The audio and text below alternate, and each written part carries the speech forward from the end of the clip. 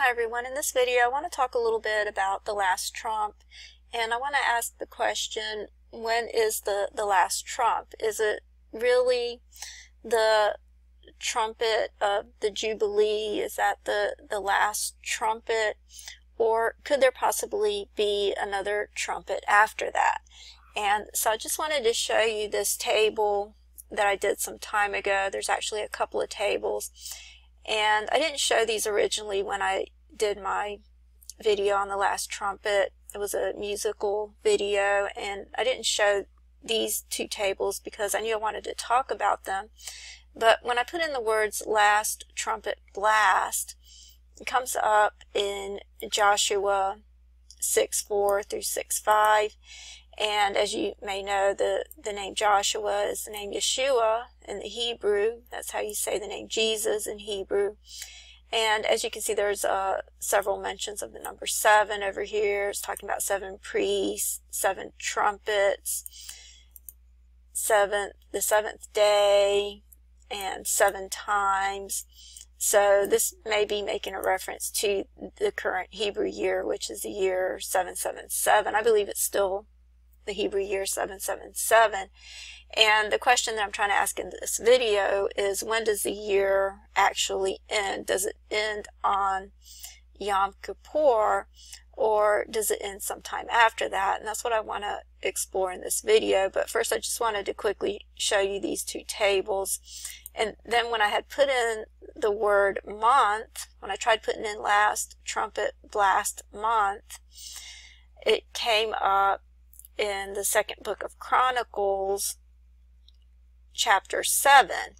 And if you look at the second book of Chronicles, chapter 7, you see that it looks like the number 27. And I've talked about how I believe the number 27 represents the year 2017. And this is also a very important chapter, which I can get into a little bit later. It's about Solomon building the temple, so this is very important. And there's some other 27s that I want to talk about. I was recently notified that the Jews actually read Psalm 27 from the 1st of Elul up until, I believe, the Day of Atonement. So this is a very important psalm. And then I wanted to talk a little bit about the book of Acts, chapter 27. This is something I brought up some time ago. Someone had asked me to look up the number G777 in the Strongs, and they didn't really say why, but when I looked it up, I saw that it only comes up one time, and it comes up in the book of Acts 27, verse 33. And it turns out this is I believe this is a very cryptic chapter, and there's a lot of hidden, very important messages in this chapter that I've been wanting to talk about. I actually pulled up an article because I was curious about the number 276, which is the number of souls that were saved in the ship. And I wanted to see what the meaning of that number was. And when I was reading this passage, I suspected that this had to do with DNA, because it was talking about cutting the cords of the ship and the ropes, and it had some references in there that made me suspect that this was about DNA. And then when I looked up the meaning of the number 276, I found out that it had everything to do with DNA. So And the mention of the wheat over here, of course, that would represent the people of God. And so I wanted to go over this as well, because there may be some clues in terms of a day here in this passage. It talks about the fast, and this is actually taking place 14 days after the fast. So I don't know if that's a clue for the timing of events, but I wanted to talk a little bit more about that. But I just wanted to mention it because there's a lot of other things that I wanted to talk about concerning the number 27, so I can get back to that. But as I was saying, this came up, last trumpet blast month came up in 2 Chronicles 7. And this chapter has to do with the building of the temple. But when you go over here to verse 7:10, which looks like the number 17 backwards, it's talking about the 23rd day of the 7th month. And I thought about pointing this out in relation to September 23rd, because September was originally the 7th month. The prefix for September means 7, and then October, the prefix for that is 8, and then November means 9, December means 10. So originally, September was the 7th month. So I wanted to point this out, but I didn't point it out then because I felt that it probably had more to do with the 23rd day of Tishri, which is a very important day that I talked about last year. It's actually known as Simchat Torah. Okay, and you can see that here on the Jewish calendar. This is based on the Hillel calendar. And so the 23rd day of Tishri would be Simchat Torah. And it says here that Simchat Torah means rejoicing with the Torah, and it's a celebration marking the conclusion of the annual cycle of public Torah readings and the beginning of a new cycle. Simchat Torah is a component of the biblical Jewish holiday of Shemini Atzeret, the 8th day of assembly, which follows immediately after the festival of Sukkot in the month of Tishri. And so this marks the end of the Torah readings and the beginning of a new cycle. So this is something I wanted to talk about because this is mentioned in Deuteronomy 31, and I talked about this last year, but I believe it's more relevant this year, being that this is the end of the Jubilee and the end of the 120 Jubilees, which Deuteronomy 31 through 33 makes reference to. So I want to talk a little bit more about that. But it was also mentioned in this comment over here by Tilton Kenam, and he's posted some really important information over here about the dates and the Feast of Tabernacles. And he made a comment over here where he says, not to mention October 13 in Jewish calendars is the 23rd day of the 7th month. I believe all people had it mixed up from September 23rd.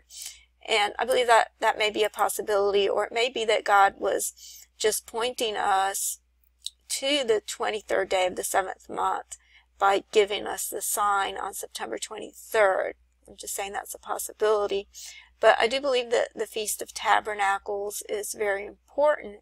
I also wanted to mention this dream by Naya R. And she's saying here, "Hi sis, I've been sharing this dream on several videos, hoping someone would mention it in their video if they were led to do so, of course. But in December 2016, I got a dream where I was told that I needed to move by October 5th. At the time, I was not planning a move, so I disregarded it at first. It kept coming back to me, so I researched the date and found out that it was Feast of Tabernacles.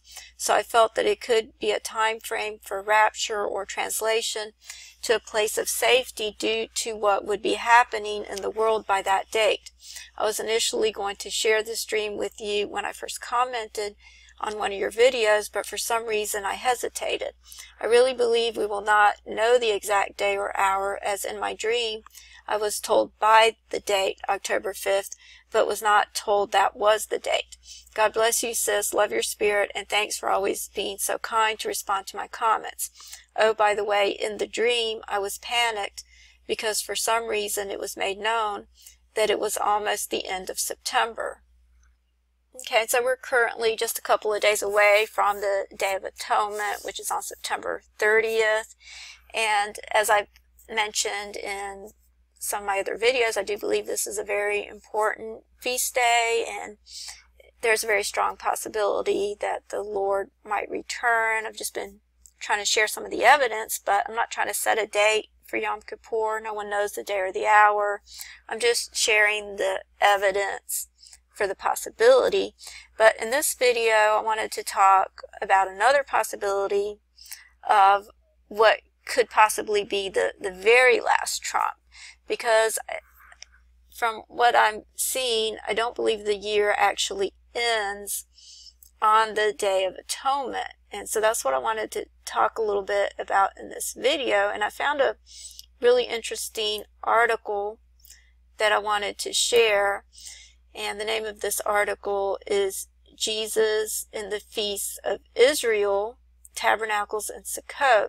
And I'll put the link in the description box. But what I wanted to find out is if there were any trumpets blown on the Feast of Tabernacles. And this was the very first article that came up. And what I found out after reading this article is that there are trumpets that are blown on the Feast of Trumpets. And I'm not going to read the entire article, but I'll get to the part where it's talking about the trumpets. Okay, over here it says Jewish pilgrims from around the world travel to Jerusalem for this feast. They build booths or huts in which they live for 1 week, all carefully located within a Sabbath day journey, a little more than half a mile of the temple. At sundown, the ram's horn or shofar blasts, and the celebration begins as fires from thousands of Jewish camps blaze in a half-mile radius from around the temple. So there's a blast right at the beginning of the celebration, and this is one of the happiest celebrations. Yom Kippur is the saddest celebration, and then in one of Mark Bilt's videos about Sukkot, he had said that the Jews are actually commanded to be happy on this day. And that's also what's reflected here in this table, where I had put in last trumpet blast, and then I put in the word month, and it came up in the second book of Chronicles, chapter 7. And I'll read that chapter. I'll read the entire chapter because I think it's important, but I'll probably do that in the next video since I'm running out of time. But I just wanted to mention a few more things in this article. Okay, over here it says there's a water libation ceremony, and of course this would be a type and shadow of the living waters that flow through Jerusalem when the Mount of Olives is split. That's in Zechariah 14, and it actually mentions the Feast of Tabernacles in Zechariah 14.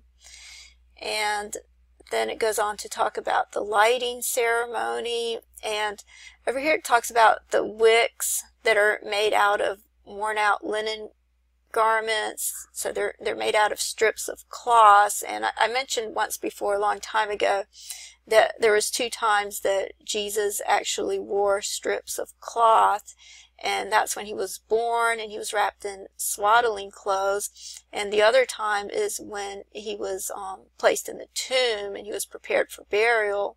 He was wrapped with strips of cloth, and I believe those cloths represent the white linen that's going to be given to the saints, that's going to be distributed, just like the bread is distributed, the wine and the bread. I believe the white linen is also distributed, which is Jesus's righteousness that's imparted to the saints. And then over here it talks about John 8 and 9, and that's something else I want to talk about, because I want to talk about the midst of the feast, which I believe that's in John 7, but I'll have to do that in the next video. But another really important thing that I wanted to point out from this article is over here where it's talking about Hoshana Rabbah, which is the last day of the feast, and there's more trumpets that are blown on that day at the end of the feast. But over here it's saying that this is seen as the last day on which God's judgment declared on Yom Kippur could be reversed. So this would be like one last chance to have God's judgments to be reversed. So to me this would seem like it could be the last day or the last chance before this cycle is over. Okay, so I want to talk a little bit more about the last day and the last trump, but I'll have to do that in the next video. Thank you.